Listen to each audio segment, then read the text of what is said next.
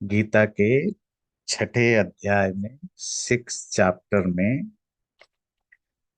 आज हम करेंगे 43, 43, हाँ 43वां श्लोक।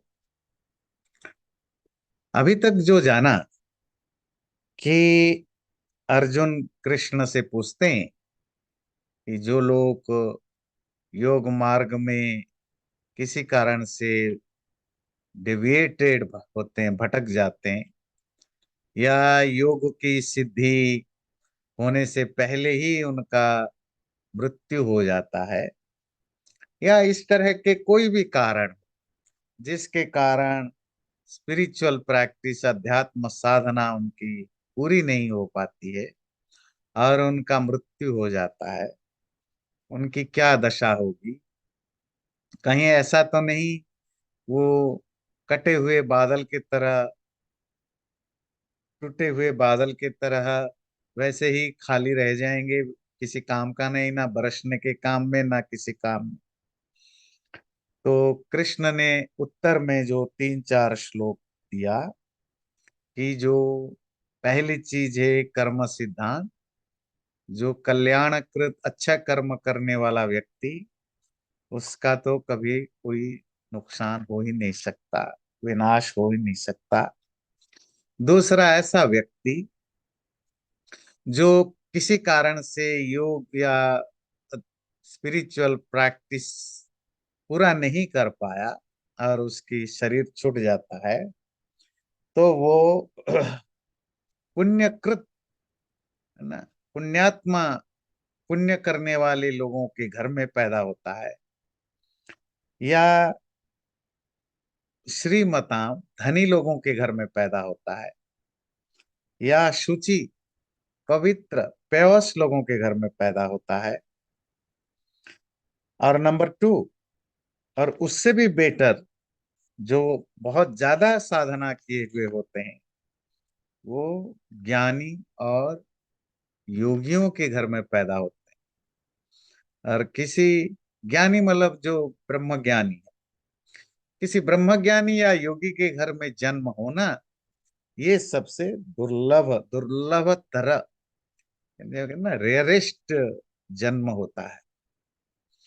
तो यहां तक का हमने पढ़ा था। तत्र तम बुद्धि संयोगम लभते पौर्वदेहिकम यत ते च ततो भूयः संसिद्धौ कुरु नंदन। तत्र, वहां जब वो नेक्स्ट जन्म उसको मिलता है, अर्थात स्पिरिचुअल प्रैक्टिस अधूरा रह जाने पर अगले जन्म जो मिलता है, अलग अलग कैटेगरी में, पुण्य करने वाले लोगों के घर में, शुचि पवित्र प्योस लोगों के घर में, अच्छे धर्मात्मा, श्रीमता धन संपत्ति अर्थात मैटेरियल प्रॉस्पेरिटी जिनके पास है, ऐसे लोगों के घर में, और सबसे जो हाईएस्ट क्वालिटी की जन्म उनको मिलता है, योगी नाम कुले या धीमता, बड़े योगियों के घर में, स्पिरिचुअल प्रैक्टिस करने वाले लोगों के घर में ही पैदा होते हैं, या धीमताम बड़े ज्ञानियों के घर में पैदा होते हैं। और ये जो लास्ट कैटेगरी है, योगी या ये ज्ञानियों के घर में पैदा होना, ये तद ही दुर्लभतरम, ये सबसे रेयर है। तो वहां होने से, ऐसे लोगों के घर में पैदा होने से फायदा क्या होता है? फायदा है कि जब आपको आपके इकोसिस्टम ऑलरेडी तैयार मिलता है, आप ऐसे फैमिली में पैदा होते हैं जहाँ स्पिरिचुअलिटी ऑलरेडी एग्जिस्ट करता है, तो माँ बाप को माँ बाप आपको उसी तरह की ट्रेनिंग देते हैं, उसी तरह के परवरिश करते हैं, और फिर तत्र तम बुद्धि संयोगम पौर्वदेहिकम लभते। देह कहते हैं बॉडी, पूर्व कहते हैं पहले का, अर्लियर। पौर्वदेहिकम something which is related to last body, अर्थात अर्लियर बॉडी मतलब अर्लियर लाइफ। जो चीजें पुराने जन्म से रिलेटेड है उसको पौर्वदेहिक कहते हैं। तो पुराने जन्म के जो बुद्धि जो भी तुम्हारी नॉलेज का लेवल था, जो भी विजडम की लेवल था, उससे तुम्हारा संयोग हो जाता है, उससे तुम कनेक्टेड हो जाते हो, जुड़ जाते हो। फिर इस जीवन में जो तुम्हारी स्टार्टिंग होगी, यतते च तत्तो भूय, फिर उससे आगे तुम यहाँ कोशिश करते हो। अगर वहां 70% में छोड़ा था, तो यहाँ वो 70% के बाद से स्टार्ट होगा। वहां अगर 50 में छोड़ा था, वहां 51 से स्टार्ट होगा। वहां अगर 20 में था, तो यहाँ 21 से स्टार्ट होगा। तो जहां तुम छोड़े थे, उससे कनेक्टेड हो गए, और तुम वहीं से आगे बढ़ोगे। संसिद्धौ कुरुनंदन, हे कुरुवंश के संतान मतलब अर्जुन, तो तुम्हारी संसिद्धि के लिए, सिद्धि के लिए, परफेक्शन के लिए तुम फिर वहीं से स्टार्ट। तो कर्म सिद्धांत तो आपको क्लियर है। तो जहां जो जो पिछले जन्म में हम करते हैं या एक्सपीरियंस होता है, वो हमारे सबकॉन्शियस में रहता है। इस जीवन में भी हम, हमारे अंदर उसी तरह की टैलेंट, उसी तरह के एटीट्यूड बचपन में आता है। फिर उसको हम इस जीवन में कितना पॉलिश करते हैं, नर्चर करते हैं, या दबाते हैं, सप्रेस करते हैं, उसके हिसाब से इस जीवन की पर्सनालिटी डेवलप होता है। और उसमें पेरेंटिंग, फैमिली, इनका इकोसिस्टम भी बहुत मैटर करता है, कौन सी जगह पर पैदा हुए हो। है ना, आप अगर किसी वेस्टर्न वर्ल्ड में पैदा हुए, वेस्टर्न वर्ल्ड में भी स्पिरिचुअल भी मिल जाएंगे। और ऐसे किसी फैमिली में जहाँ बस लाइफ एंजॉय करो, क्लब जाओ, खाओ पियो, फिर आप कितने भी कोशिश करो, आपकी सारी वो स्पिरिचुअलिटी वहां दबती जाएगी, दबती जाएगी, दबती जाएगी, सप्रेस्ड होती जाएगी। वाइस वर्षा भी है। तो आप ऐसे योगी और ज्ञानियों के घर में जब जन्म लेते हैं, एक तो आपको पूरा इकोसिस्टम मिलता है। फिर आपका, और इसमें एक कंडीशन है, मैं बाद में बताऊं। अगर आपका पुण्य बहुत ज्यादा है, पाप बहुत कम है, योग सिद्धि, योग का अभ्यास आपने बहुत ज्यादा किया हुआ है, मैं पिछले जन्म की बात कर रहा हूं, तो फिर आप सीधा, आपको उस जो पिछले बार की स्पिरिचुअल प्रैक्टिस की थी, उसी से आपका कनेक्शन होता है। मतलब आप, वो संस्कार आपके यहाँ मैनिफेस्ट होते हैं, आपको उसी तरह के हाव भाव आ जाते हैं, और वहां से आप आगे करते हैं। पर कंडीशन यही है कि अगर आपके पुण्य कर्म अधिक रहे हो, स्पिरिचुअल प्रैक्टिस के साथ अगर आप के साथ या उसके बाद अगर आपसे पाप कर्म ज्यादा हो गए हैं, बुरे कर्म वो हो गए हैं, तो फिर वो जो योग आपने किया हुआ था, जो भी स्पिरिचुअल प्रैक्टिस, वो तो बेकार तो नहीं जाएगा, पर वो सप्रेस्ड रहेगा। और अगर बुरे कर्म आपसे हुआ है, क्योंकि वो हेवी है, तो वो इस जीवन में आपको वही वही डोमिनेट करेगा। फिर इस जीवन में डिपेंड करता है कि आप कितना अपने बुरे कर्मों को मैनेज करते हो, या उसी रास्ते पर चलते हो।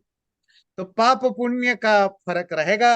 अगर योग साधना करते हुए भी आप पापों में लग्न रहे, अर्थात आप मेडिटेशन किया, योग किया, पूजा पाठ, शास्त्र पढ़ा, पर आपका जो व्यवहार है वो सुधरा नहीं है, तो फिर तो वो अल्दो उस योग की प्रैक्टिस की सबकॉन्शियस मेमोरी तो बनेगी, पर पाप हावी होगा तो पाप। पर पर अगर आपकी पुण्य ठीक ठाक है, पुण्य मतलब अच्छे कर्मों का फल, और योग साधना में आप अच्छे बहुत दूर तक आप गए हैं, तो फिर आप उससे डायरेक्टली कनेक्टेड होंगे।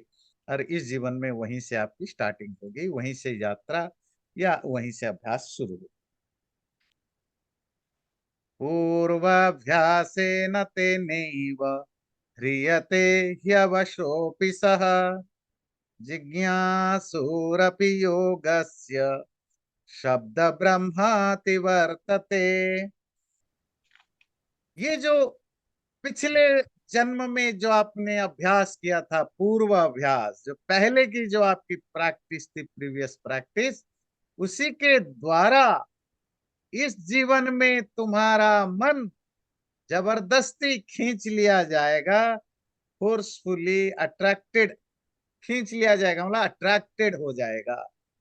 ही अवशोपि सह, ऑटोमेटिकली होगा, आपके कंट्रोल में नहीं होगा, आप अपने आप उसी तरह अट्रैक्टेड हो जाओगे।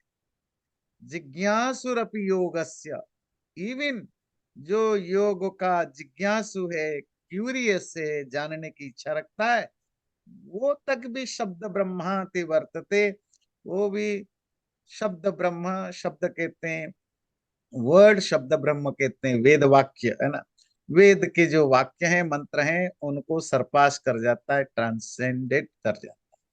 क्या भाव है, समझते हैं?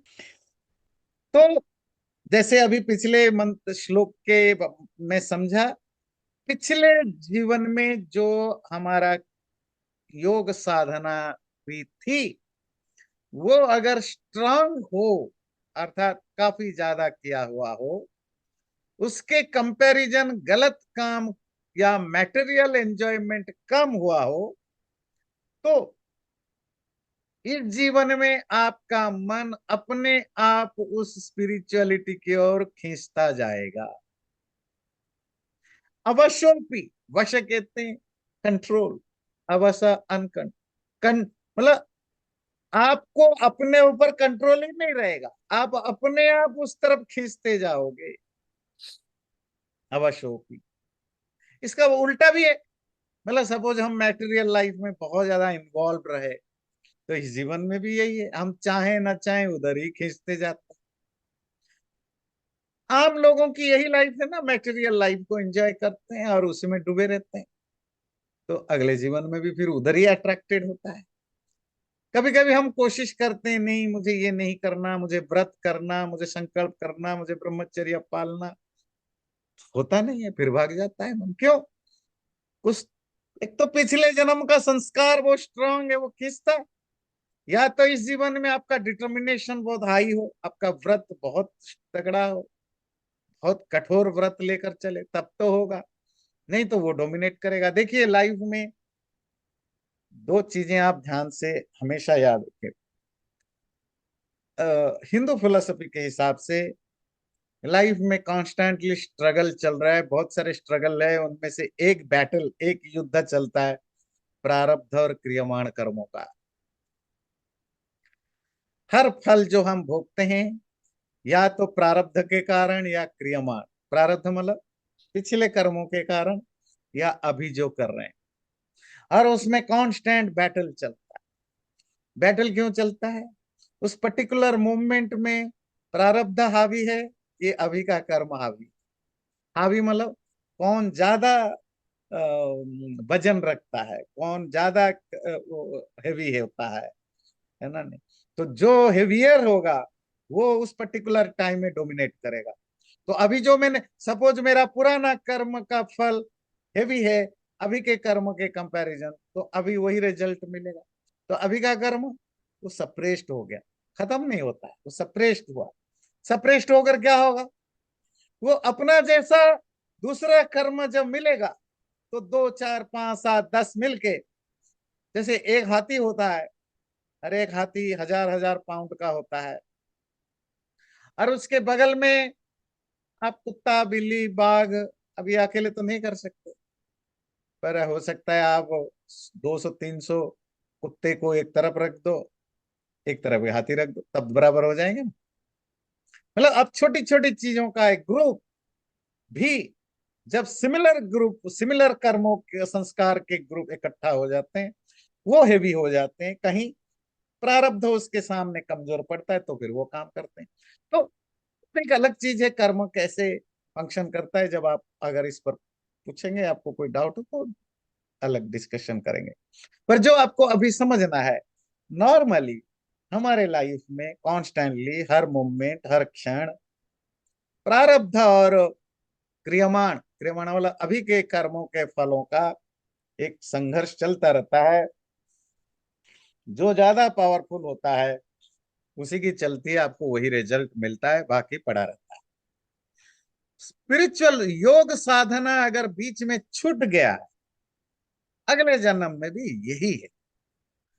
आप अगर योग साधना में बहुत अच्छे रास्ते तक चले गए, मैटेरियलिस्टिक चीजों में आप अपने बहुत कम कर लिया था, अपने अपने मन को काफी कंट्रोल कर लिया था, तो फिर अगले जन्म में वो स्पिरिचुअल प्रैक्टिस या वैराग्य इतना हावी होगा कि उस समय जो आसपास की जो इकोसिस्टम आपको खींचता भी होगा, तो भी आप स्पिरिचुअलिटी की ओर भागोगे। और वाइस वर्षा भी, अगर आप बहुत ज्यादा मैटेरियलिस्टिक चीजों में पड़े हो और आप कितने भी अच्छे स्पिरिचुअल माहौल में रहो, आप एंजॉय करोगे, सब कुछ होगा, पर जैसे ही कहीं आपको लूप होल मिले, आप उधर भागोगे। अब देखिए, इसका इसका अपोजिट एग्जांपल देता हूँ। ज्यादातर जो साधु सन्यासी बनते हैं, वो कहीं ना कहीं कुछ कुछ बुरे लोग हैं, ठग है, चोर है, जो धर्म का फायदा उठा के बाबा बन के घूमते हैं, जो आजकल बहुत ज्यादा होता है। That's a different thing. वैसे ज्यादातर लोग सत्संग जाके, कोई आश्रम में जुड़ के, किसी साधु सन्यासी से इन्फ्लुएंस्ड होकर के, तो अच्छे विचार से वो साधु सन्यासी बन जाते हैं। अब साधु सन्यासी बनते हैं मतलब साधु सन्यासी की जीवन जीते हैं, लाइफ स्टाइल जीते हैं। पर जैसे ही कहीं उनको मिल गया कोई सुख का रास्ता, सपोज बढ़िया खाने पीने का मिल गया, पैसा कमाने का मिल गया, कोई महिला उनको ललचाने लग गई, तो आसानी से भाग जाते हैं, साधु सन्यासी का छूटा, कॉम्प्रोमाइज कर देते हैं। इसका मतलब है कि अच्छे मन से आए थे, पर उनकी स्पिरिचुअल प्रैक्टिस उनकी मैटेरियलिस्टिक टेंडेंसी से अभी भी बहुत लोअर लेवल का है। बात समझ में आती? और अपोजिट है। हम महात्मा बुद्ध की कहानी पढ़ते हैं, हम शंकराचार्य की पढ़ते हैं, हम दयानंद की पढ़ते हैं, हम विवेकानंद की पढ़ते हैं, और भी जो मैं मॉडर्न डेज की बात कर रहा हूँ, रामायण महर्षि की पढ़ते हैं। आजकल के डेट में हम कितनों का पढ़ते हैं? पुराने जमाने तो ऋषि मुनियों का है ही, तो जो बिल्कुल मैटेरियलिस्टिक लाइफ में ही पैदा हुए थे। बुद्ध राजा के घर में पैदा होते, मतलब अलग अलग जो भी है, पर उसके बावजूद भी उनका पूर्व जन्म का स्पिरिचुअल संस्कार इतना हावी था कि उनको वो रचा ही नहीं। और वो जिसको वो शब्द होता है अवश्य, वो वो उस पर कंट्रोल ही नहीं रख पाते हैं अपने ऊपर। जब स्पिरिचुअल संस्कार उनको खींचता है, फिर वो चले जाते हैं। तो जिज्ञासुरपि योगस्य शब्द ब्रह्माति वर्त। और आपके अंदर प्रबल भावना हो ना, बल बल अर्थात स्ट्रांग क्रेविंग हो, इवन आपने प्रैक्टिस नहीं भी किया हो, कम प्रैक्टिस भी किया हो, पर जानने की इच्छा, मतलब सिर्फ जानने की इच्छा ना, अगर वो भी प्रबल हो जाए ना, मुझे जानना है, यही इच्छा ही प्रबल हो जाए, तो भी आप शब्द ब्रह्मातिरिच्यते। शब्द कहते हैं वर्ड, ब्रह्म कहते हैं ब्रह्म। वेद के शब्दों को शब्द ब्रह्म कहा जाता है, अक्षर ब्रह्म कहा जाता है ना। मंत्रों को एक शब्द में कहे मंत्र। तो मंत्रों में किस बारे में चर्चा है? मंत्रों में यज्ञों के बारे में, कर्मों के बारे में चर्चा है। तो कर्मों को अतिरिच्यते, तो शब्द ब्रह्म का अर्थ होता है शब्द ब्रह्म, वेदों में बताए गए अर्थात कर्म सिद्धांत। उस कर्म सिद्धांत को भी तुम ट्रांसेंड या पार कर जाते हो कब? अगर तुम्हारी सिर्फ जिज्ञासा ही स्ट्रांग हो, प्रैक्टिस भी ना किया हो ना, अगर तुम्हारे अंदर जानने की इच्छा भी प्रबल हो जाए, तो तुम कर्म संस्कारों से ऊपर उठ सकते हो। और योग प्रैक्टिस अगर अच्छी तरह किया हो, साधना की हो, वो उसमें तो कोई डाउट ही नहीं। बात क्लियर हुई? तो क्वेश्चन कहाँ उठा था? अर्जुन ने पूछा था, अगर कहीं कोई आधा कम करके, अधूरा योग साधना करके अगर शरीर छूट जाता है, तो ऐसे व्यक्ति का क्या दशा होगा? तो उसको वो एक्सप्लेन कर रहे हैं। प्रयत्नाद्यतमानस्तु योगे संशुद्ध कल्किल्बिषः अनेक जन्म संसिद्ध ततो याति पराम गतिम। तो वो जो योगी प्रयत्नात यतमान अस्तु। जब वो प्रयत्न करता है, प्रैक्टिस करता है डिलीजेंटली, बहुत मेहनत के साथ कोशिश करता रहता है, मेहनत करता रहता है, तो संशुद्ध किल्बिष, जब उसकी सारी किल्बिष पाप संशुद्ध प्यूरिफाइड हो जाते हैं, धो जाते हैं, नष्ट हो जाते हैं, अनेक जन्म संसिद्ध, अनेक जन्म, पिछले कितने जन्म जन्म से जो थोड़ी उसकी स्पिरिचुअल प्रैक्टिस करते करते जो डेवलप हुआ था, जो एक पाइलअप हुआ था, वो कल्मिनेशन पर या पूरी पूरा होने पर ततो याति पराम गतिम, उसके बाद उस परम गति को, जो हाईएस्ट डेस्टिनेशन है और मोक्ष है, उसको प्राप्त कर जाता है। दो तीन शब्द है, प्रयत्नात यतमान, संशुद्ध किल्बिष, अनेक जन्म संसिद्ध। ये तीन शब्द बहुत इंपॉर्टेंट है समझना। तो पहली बात है कि प्रयत्नात यतमान अस्तु, कोशिश करते रहता है, अभ्यास वैराग्य अभ्यास, कॉन्स्टेंटली प्रैक्टिस करता है, प्रैक्टिस करता है, प्रैक्टिस करता है। तो जब कॉन्स्टेंटली प्रैक्टिस करता हुआ, पहली चीज जरूरी है। दूसरा, संशुद्ध किल्बिष, किल्बिष कहते हैं पाप, सीन को, जिसकी पाप धो गए हैं, नष्ट हो गए। यहां पाप का अर्थ क्या है? मैटेरियल चीजों में इन्वॉल्वमेंट। ध्यान रखिए, पहले भी मैंने बताया, शब्द का अर्थ कॉन्टेक्स्ट के हिसाब से हायर भी होता है, लोअर भी होता है। बात समझ में आती है? जब हम हमारे और आपके, एक आम आदमी के बारे में पाप कहा जाए, अर्थात जो बुरे कर्म कर, मतलब ऐसा कर्म जिससे दूसरों को नुकसान होता है या खुद को नुकसान होता है। एक जो अच्छा व्यक्ति होता है, उसके लिए पाप क्या है? जो अनजाने में कुछ कर बैठता है। बस में वो जानबूझ के करेगा ही नहीं, तो अनजाने में जो गलत हो जाता है, वो उसके लिए पाप है। अरे एक स्पिरिचुअल प्रैक्टिस में बहुत आगे जाने वाला, ना अब जानबूझ के गलत काम करता है, ना अनजाने में भी गलत काम करता है, पर स्टिल वो मैटेरियल लाइफ में अगर इन्वॉल्व है, मेंटली, है ना, अटैचमेंट है, उसकी आसक्ति है, तो वो भी पाप ही पैदा करता है। पाप को कैसे डिफाइन करेंगे? पाप को नहीं, जिससे खराब रिजल्ट मिलेगा। जो आपके, जिस जिस कर्म को करने के बाद उसके फल स्वरूप आपके साथ बुरा होगा, वो पाप है।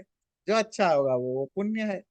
स्पिरिचुअलिटी में अच्छे कर्म का भी फल अगर आपको मिलने लगता है, तो वो पाप की कैटेगरी में आएगी, क्योंकि फल मिलना ही स्पिरिचुअलिटी के लिए ऑब्स्टिकल है, बाधक है। फल नहीं मिलना चाहिए। फल नहीं मिलेगा जब आप डिटाच्ड होकर के, अनासक्त होकर करते हैं, वैराग्य भाव से करते हैं, डिसइंटरेस्टेड होकर करते हैं, तो जाकर के उसकी संस्कार डेवलप नहीं होगा। संस्कार डेवलप नहीं होगा तो उसका फल आपको नहीं मिलेगा, तब जाकर के वो आपको फायदा करे। इवन आप अच्छे कर्म भी करते हैं और आप उसे इमोशनली कनेक्टेड हैं, तो मरने के बाद आपको जन्म मिलेगा, वो अच्छा जन्म मिलेगा। पर जन्म तो जन्म है, सुख दुख के चक्र में आप फंसेंगे। और फिर यही इसी को फर्क करने के लिए, इसलिए मैं कहता हूं, जब पाप पुण्य की बात हम करते हैं, वो पर्सन टू पर्सन उसकी लेवल हायर होती है। मॉडर्न जस्टिस सिस्टम में भी ये थोड़ी बहुत है। जैसे कि अगर कोई इग्नोरेंट है, इलिटरेट है, और सेम क्राइम करता है, उसको जितना सजा मिलेगा, मुझे नहीं पता, मुझे आप क्लियर करेंगे। अगर वो जानता है कि ये गलत है, उसके बावजूद भी करता है, उसकी पनिशमेंट की जो क्वांटिटी होगी या जो भी लेवल होगा, वो ज्यादा हो।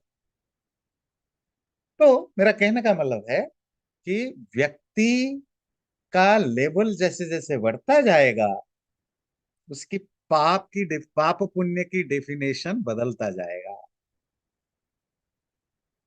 स्पिरिचुअलिटी में भी जैसे जैसे आप बढ़ते जाएंगे, तो जो चीजें आम लोगों के लिए पाप है ही नहीं, वो आपके लिए बहुत बड़ा पाप बन जाए।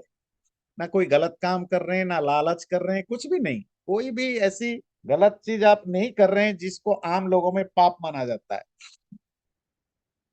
अभी सिर्फ आप ये कर रहे हो, अब अच्छे काम कर रहे हो। लोगों की भलाई कर रहे हो, लोगों का कुछ उपकार कर रहे हो, बस यही तो कर रहे हो, और तो कुछ कर नहीं रहे हो। फिर पाप कैसे? उनको करते समय इच्छा पाल रहे हो, उसका फल के प्रति इच्छा रख रहे हो, उसकी नाम लेने की कोशिश कर रहे हो, मतलब उसके साथ तुम अपने आप को कनेक्ट करते हो। ये जो कनेक्शन है उससे क्या होता है? कर्म संस्कार बनता है, मेंटल इम्प्रिंट। और वो मेंटल इम्प्रिंट क्या करता है? नेक्स्ट फल देने के लिए आपको हेल्प करता है। और जब फल मिलेगा, और अगर हम मर गए तो जन्म तो मिलेगा। तो स्पिरिचुअलिटी में बाधा हुई ना? नहीं। स्पिरिचुअलिटी का तो पर्पस है मोक्ष, कि जन्म ही ना मिले, जन्म मृत्यु के चक्र से छुटे। अगर किसी कर्म के कारण आपको वो मोक्ष नहीं मिल पा रहा है, तो वो पाप कैटेगरी में आया। बात क्लियर हुई? मैंने लंबी चौड़ी ये इसलिए बताया कि आपको वो पाप क्या है समझ में आए। ये ना समझो कि हम आप जो पाप करते हैं वही पाप कोई स्पिरिचुअलिटी कर रहा हो। तो क्या कह रहे हैं? वो योगी जो अभ्यास करते करते, प्रैक्टिस करते करते संशुद्ध किल्बिषा, अब उसकी सारी पापें खत्म। यहाँ पाप सारे कर्म संस्कार खत्म हो गए, सारे कर्म अब शुद्ध हो गए। शुद्ध हो गए मतलब अब संस्कार कुछ बचे ही नहीं है, जिसको वेदांत में आपने पढ़ा दग्ध बीज। मैं थोड़ा टेक्निकल टर्म यूज नहीं करना चाहता। फिर क्या होगा? अनेक जन्म संसिद्ध। ध्यान रखिए, क्वेश्चन अर्जुन की क्वेश्चन से स्टार्ट हुआ है। जो योग अधूरा करके मर जाता है तो उसका क्या होगा? तो उन्होंने क्या बताया? अगले जन्म में ऐसे ऐसे फैमिली में पैदा होगा, मैटेरियली रिच फैमिली में भी, पावरफुल फैमिली में भी, या पेयोस कोई पवित्र कर्म करने वाले, अच्छे कर्म वाले फैमिली में भी। और लास्ट में बताया योगी नाम ये ज्ञानी नाम, ज्ञानी लोगों के फैमिली में, या योगी खुद जो स्पिरिचुअल प्रैक्टिस करते हैं उनके फैमिली। और जो योगी और ज्ञानी के फैमिली में पैदा होना वो रेयरिस्ट है। मतलब वो तभी आप पैदा होंगे अगर आपका योग का स्पिरिचुअल प्रैक्टिस के लेवल इतना हाई हो चुका था कि सपोज, मैं रैंडमली जस्ट बता रहा हूँ, सपोज आपका 70%, 80%, 90% टाइप का ऐसा हो चुका था, तो फिर आप वहां जन्म होंगे। जो आपके 30, 20, 25, 10, 15% बाद 5%, 2% छूट गया था, वो आप उस जन्म में पूरा कर सकते। उसके लिए वो कह रहे हैं क्या? कि आप जैसे ही पैदा हो, आप चाहो ना चाहो, आप ऑलरेडी वहां अट्रैक्टेड हो गए स्पिरिचुअलिटी की ओर। फिर आप प्रैक्टिस करते करते आपके जो बचा खुचा पाप नष्ट हो जाएगा।